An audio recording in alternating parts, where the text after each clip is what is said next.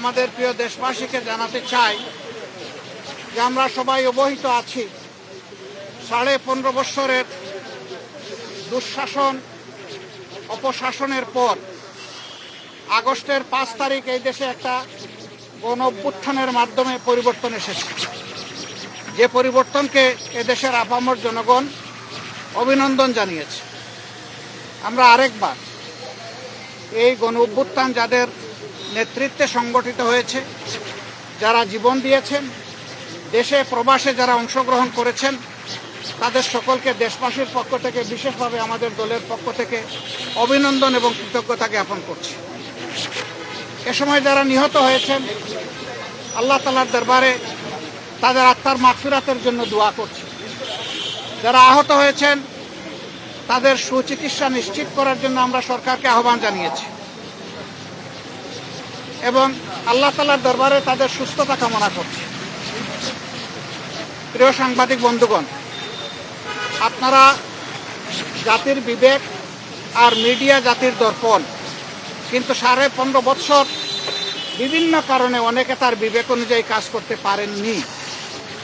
অনেক ক্ষেত্রে বাধ্য করা হয়েছে সমাজকে বিভ্রান্ত করার জন্য, সরকারকে অবৈধ সুবিধা দেওয়ার জন্য মিথ্যা বানায়ন বিভিন্ন সংবাদ পরিবেশনের। কিন্তু আমরা অতীত নিয়ে ঘাটতে চাই না। আমরা দেশবাসীকে সাথে নিয়ে সকলের সহযোগিতায় দেশটা সামনের দিকে আগাক, সেই জায়গাটাই আমরা অবদান রাখতে চাচ্ছি। এই জন্য অতীতে যা হয়েছে আমরা পিছনে ফেলে দিলাম। তবে যারা সুনির্দিষ্ট অভিযোগে অভিযুক্ত, যারা মানুষ খুন করেছেন, গুম করেছেন, লুণ্ঠন করেছেন, দেশের সম্পদ বিদেশে পাচার করেছেন, আয়নাঘর তৈরি করেছেন, দিবারাত্র মানুষের উপর ত্রাসের রাজত্ব কায়েম করেছেন, তাদের বিচার, তাদের উপরে ন্যায় বিচার নিশ্চিত হোক, এটা আমরা দাবি করি। আমাদের উপর যেমন জুলুম করা হয়েছে, তাদের কারো উপর জুলুম করা হোক, সেটাও আমরা চাই না। আমরা চাই যে ন্যায় বিচারের মাধ্যমে সবাই যেন তার অপরাধের সঠিক পাওনাটা বুঝে পায়। আমরা আজকে এসেছিলাম দেশের প্রয়োজনে, জাতির প্রয়োজনে।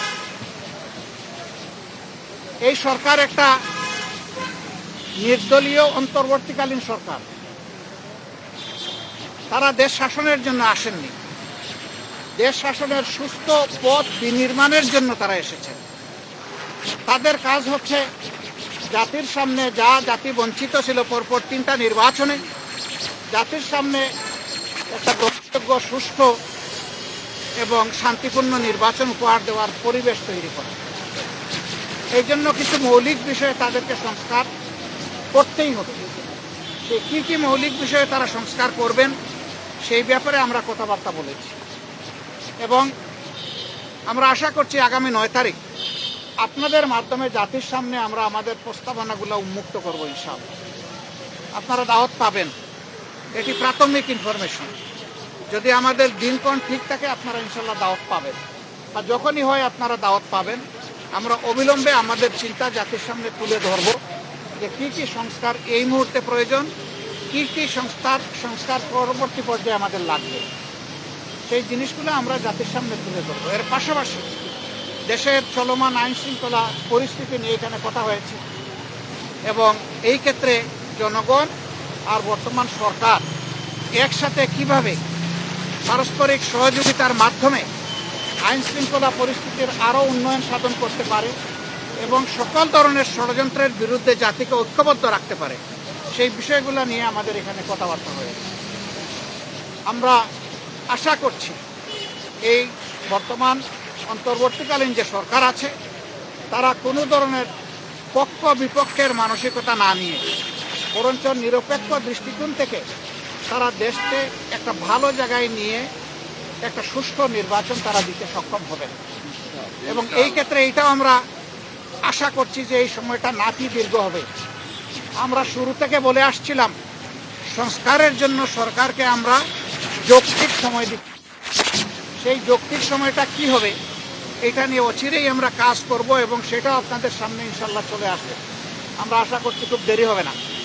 আমরা এইভাবে সামনের দিকে আগাতে চাই।